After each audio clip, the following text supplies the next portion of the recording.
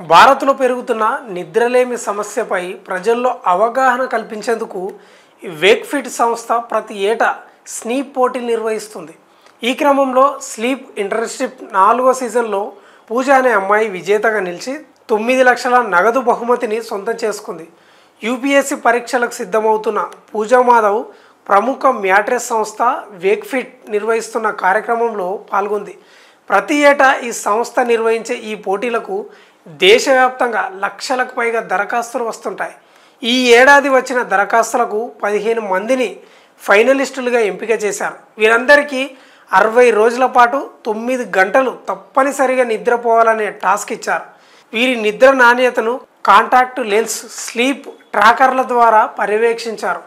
పోటీలో పాల్గొన్న 15 మందిలో అత్యుత్తమంగా నిద్రపోయిన పూజా మాధవ్ 9.36 స్కోరు సాధించింది. దీంతో స్లీప్ ఛాంపియన్ ఆఫ్ ది ఇయర్గా నిలిచారు.